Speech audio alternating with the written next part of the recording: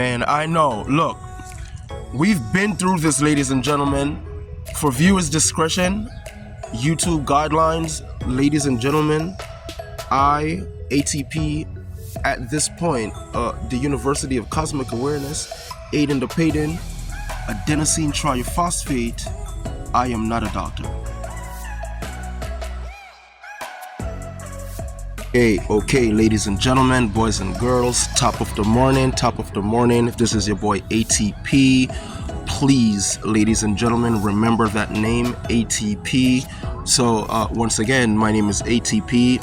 That's adenosine triphosphate, mitochondria.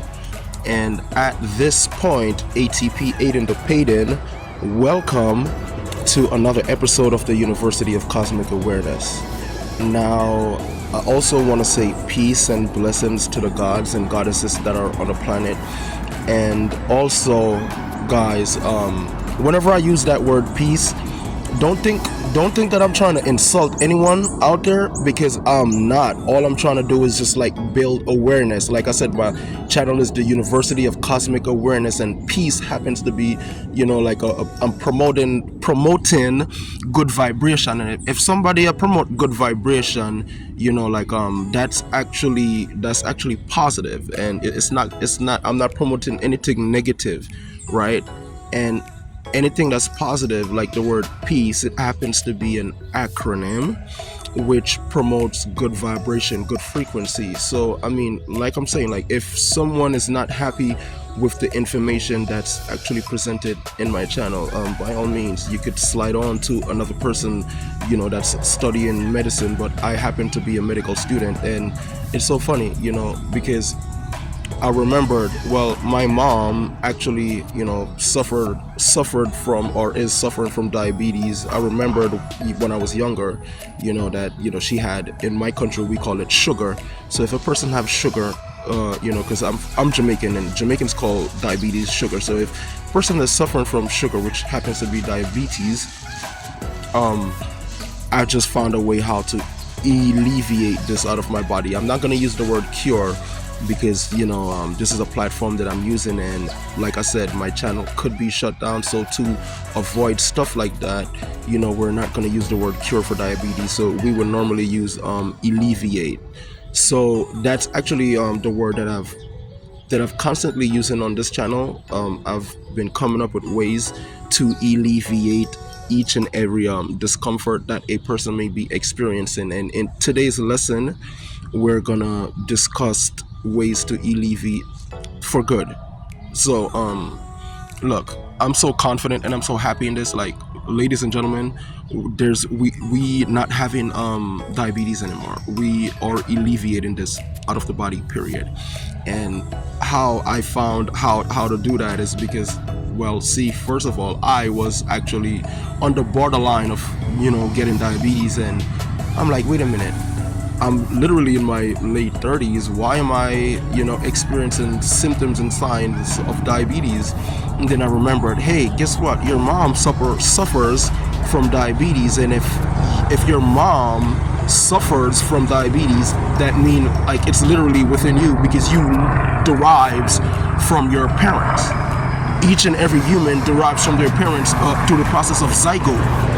And when I realized that, it's because I have the RNA and the DNA of my parent.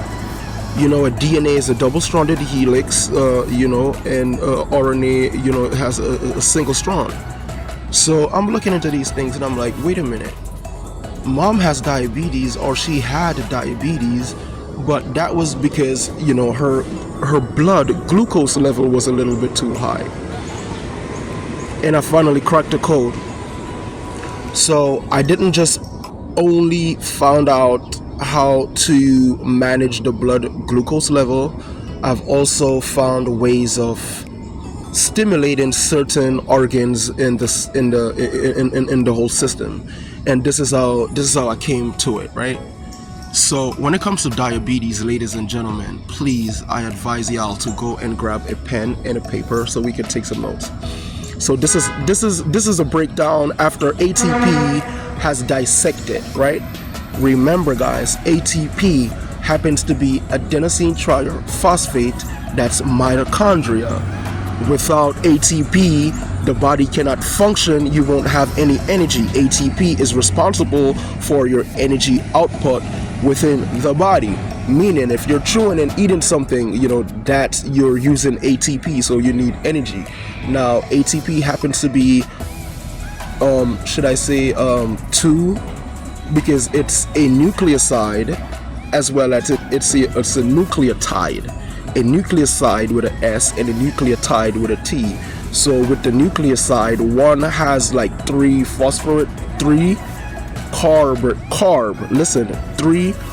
carbon-based sugar, right? And the nucleotide has 5 or more carbon-based sugar added to it.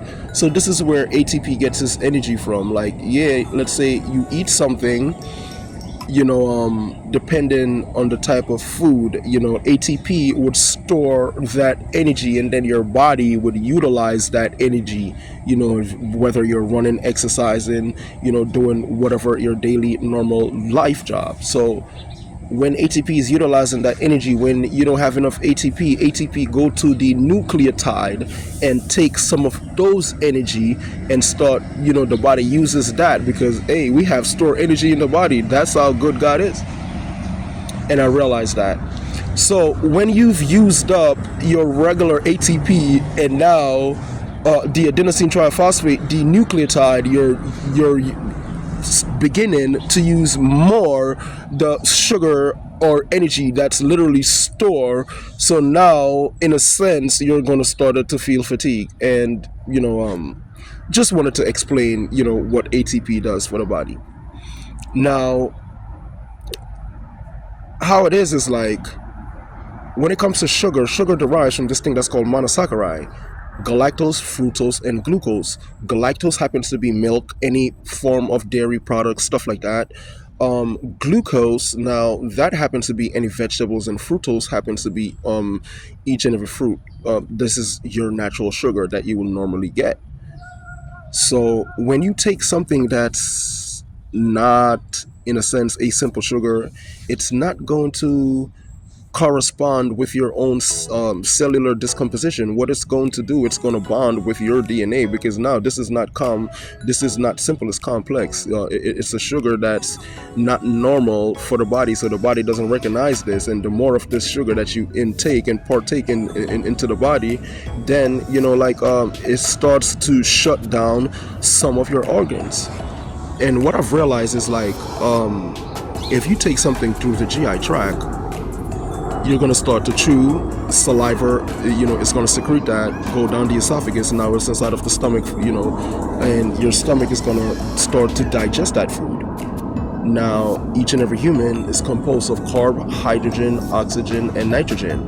So the hydrochloric acid is digesting that food within you, and depends on the type of food it is. Now it's going to leave and go towards the duodenum. The duodenum is the only organ that literally sends things inside of the blood. So now we're sending a lot of sugar content inside of the blood, and the pancreas isn't, in a sense, making insulin. So now we move on to the pancreas, because in the body we have this organ, in a sense, let's just use the endocrine system. So in the body we have this system called the endocrine system, which consists of several organs, and the pancreas happens to be one of those organs, including let's say the gastrointestinal system. So within the pancreas actually has two jobs. So it has an exocrine system, and it has an endocrine system. So with the exocrine system, that's just like you literally secreting things within the body. With the endocrine system, that's like literally a messenger system that's like connected to all of the messenger system within the body, like your central nervous system, the hyperthyroid glands, like each and every messenger system that you would have inside of your body, including the integumentary system as well. So the the endocrine system, it also has, being that it's a messenger system, it has three things to it. The alpha cells, beta cells, and the delta cells. Each one of these cells does something different to the body. For instance, if your blood glucose level is too high, well, the beta cells would, in a sense, create insulin, and insulin would lower the glucose level. Glucose is prior to too much vegetables because glucose happens to be monosaccharide. Monosaccharide has three things: galactose, fructose, and glucose. So if monosaccharide has glucose inside of it, that's one simple sugar, and the glucose level is too high, it's too much vegetables. Now, when it comes to the alpha cell produces this thing that's called the glycagon. I hope I'm saying this correctly. Glycagon, is, in a sense, is responsible. Watch this, ladies and gentlemen, because if your glucose level is too high, the pancreas produces insulin. Now, if your blood pressure, which is different from your glucose, if your blood pressure is too high, now the pancreas produces glycagon, right? Glycagon, in a sense, is responsible for like breaking down certain things within the bloodstream, like the plasma, the hemoglobin. It breaks down carbs in a sense as well. So I'm looking at these things, and I'm like, wait a minute. Everything is a process because it all starts from the GI tract, right? And if you add certain things inside of the gastrointestinal system, then the duodenum, prior to digesting, the duodenum is going to take that and put it inside of the blood. And then I thought about this, right? Let me take a sip of this. I've came up with 3 herbs, and these herbs that I'm looking into, I'm like, wow, because now we have the endocrine system and we have the exocrine system. One system secretes, another one is hormones, and one of these hormones that it produces, it's like linked to the lymphatic system. That's like secretion, right? It's literally linked to the lymphatic system. So I'm like, wait a minute, the lymphatic system is also linked to the immune system. And I'm like, wow. It depends on what you eat. That's actually how you would, in a sense, alleviate any discomfort that you may be having in the body. And I'm like, diabetes, we're coming for you. And I've realized that if a person literally, so yes, ladies and gentlemen, we can literally do this individually, but I would advise each and every soul on the planet to fortify. When you fortify, ladies and gentlemen, I digress, fortification would enhance the potency of anything that you're trying to create, because now we're moving from biology to chemistry. So we're going to get 3 things. We're going to get a burdock root, we're going to get a dandelion root, and we're going to get a milk thistle, which happens to be Silybum marianum. 3 herbs, ladies and gentlemen: burdock root, milk thistle, and dandelion root. We can just use those 3, and we can use those 3 herbs for a month, make tea 3 times a day. There's no more diabetes. All right, so let me tell you about these roots now. Each and every root that I just mentioned, for instance, the burdock root has over 20 different benefits, including, let's say it has iron inside of it, right? One of the major benefits of the burdock root is to fight inflammation within the body throughout the whole circulatory system, within the hemoglobin, which happens to be the blood. You have oil built up, which happens to be cholesterol, a lot of cholesterol. You have certain carcinogen inside of the bloodstream, what happens to be cancer or within the body itself. Like the burdock root is your way to go herb. Now, when we're talking about the milk thistle is great for the liver and the kidney. If your liver and your kidneys isn't working correctly, remember each and every monosaccharide that society would use and fuse together to create disaccharide or polysaccharide, perhaps it's a monomer. Like these things is not a simple sugar. So now it's going to play them off and form into your DNA and clog up your arteries and fatty lipid all around, certain organs that produces certain chemical that you're supposed to actually be receiving. And then like these cells, that's called the cell surface receptors, is actually responsible for recepting and sending signals back and forth throughout the central nervous system to the endocrine system, the integumentary system. So now everything is blocked prior to lots of inflammation. Like you ever see a little, let me see, wait, I think I got a little, you see like a little pimple or a little bump on your skin, like you squeeze it and you pop that, you see those little white stuff come out. Like that's called inflammation. Like people tends to have that all over their body, within their body. The integumentary system, which is the skin, is a messenger system. So it's like a lot of signal, like you're not getting like it's so many things. But to literally dissect and decode diabetes, you're literally going to use your burdock root, because it's great for inflammation. Not just that too, because I want y'all to do your own research on these, right?